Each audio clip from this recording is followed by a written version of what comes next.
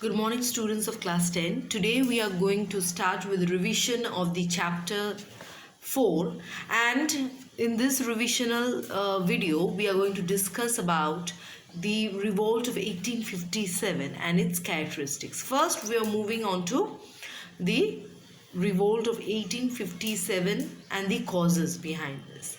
The most important cause is the political cause. The people of all classes in India were relatively angry on the British for the policies and the methods of aggression that it followed after the Battle of Plassey. He introduced civil service was a Clive introduced a double government. Wellesley's subsidiary alliance, Lord Dalhousie's doctrine of lapse, were all policies which were slowly embracing the aggressive mentality of the British policies. Like Santals, Bhils, Khasis, Jats, Farazis revolted against the British. The Mughal emperor was disowned from his title. Bahadur Shah too had to disown his title, and the first Sepoy mutiny took place in Vellore and is spread out in Bengal, Sindh and Rawalpindi. So we are going to first, that thing that came to our mind is the political causes. That the double government introduced by Clive, the basic policies like subsidiary alliance, doctrine of lapse were all policies that were a forms of aggression, and it indirectly helped in crippling the power of Indian rulers and enhanced the power of British rulers. Economic causes. Now, economic causes, we will learn that after the attainment of the Diwani, the cost of land revenue also increased. The Charter Act of 1833 gave the facilities to many other European trading companies to have trading with India, and in this way, Indian economy was increasing and British were enjoying the profits. The British used to take the raw materials at a very cheap price and used to sell the finished goods at a very high price. Indian markets were full of products that were made from British goods. And in this how the craft industry or the handmade industry of India was being threatened by the man-made products, by the machine-made products of the British. And in this way, India's economy also suffered a sudden blockade. Now coming to the social causes. We all know that British used to treat Indians, that are black-skinned people, and also made them sure that they got treated according to their skin color. Like in many club doors, it was written that no entry for dogs and Indians. That means that Indians were compared to that of dogs. Many social and racial discrimination also followed, and in this way, it actually threatened the status of Indians, and Indians were treated badly based on their appearance and skin color. Military causes. Poor quality of food was given to Indian soldiers. Low salary was given to them as per the British soldiers.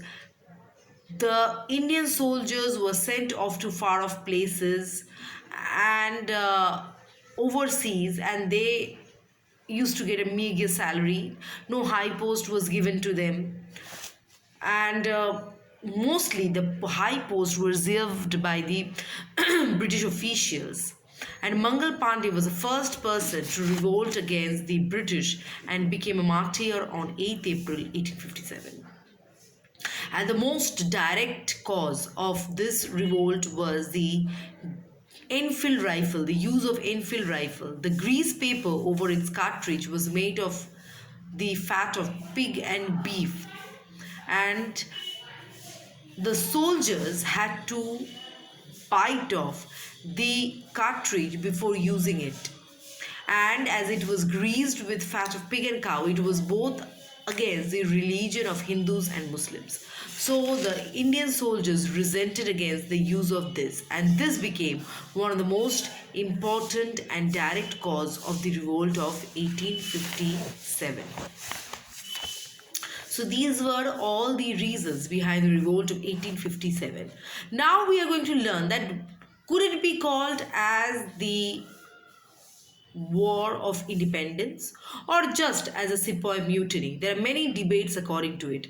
Many people believe that this was the first time that people rose against the British, so this should be called as First War of Indian Independence. And some people are of the suggestion that it was just organized by the sepoys and many people lacked its participation in this struggle. So why it should be called as the First War of Independence? It should be called as just Sepoy Mutiny. And so we'll have a debate on it and we are going to discuss. 1857 in J.B. Norton, Topics of Indian Statesmen, said that the revolt was by soldiers, but gradually took the form of mass uprising, and so it can be called as a First War of Independence. Rajnikant Gupta, in his book Shipahi Juddher Itihash, he said that almost 1 lakh soldiers, inspired by the feeling of nationalism, wanted to end the British rule. V.D. Savarkar said the national battle, Dr. Sashi Bhushan Chaudhary, civil rebellion in Indian mutiny. Pramod Sen Gupta, in his book Bharatiya Moha Bidroho, says mass uprising in places like Lucknow, Ayodhya, Bihar gave the British a feeling of strong nationalistic organization by the Indians. People who named this revolt a Sepoy Mutiny, the names are worth mentioning, like Charles Records, Robert John Silly, John Lawrence. People like Al Stanley, Forrest Madison also called the uprising as just Sepoy Mutiny. Contemporary Indians who called this great revolt of Sepoy Mutiny were Ishwar Chandra Gupta, Sambhu Chandra Mukherjee, Akhoy Kumar Datta. These people felt that since it was so who the soldiers who were active in this revolt, it should just be called as a Sepoy Mutiny. In Tory leader Disraeli named his great revolt as a national revolt. Alexander Duff, Malleson, Outram, Holmes has all called this revolt as the National Revolt.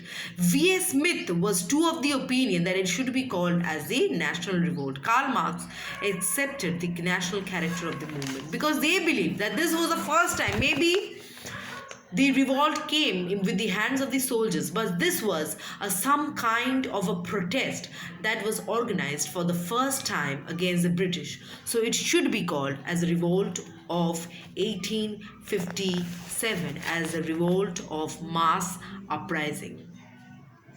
This is one of the important question which can come as your long answers. Be prepared for this long question. And also the causes behind revolt of 1857, both are very, very important in this chapter. Go through already the PDF was given to you. Go through the PDF clearly and go through the chapter more precisely. Thank you.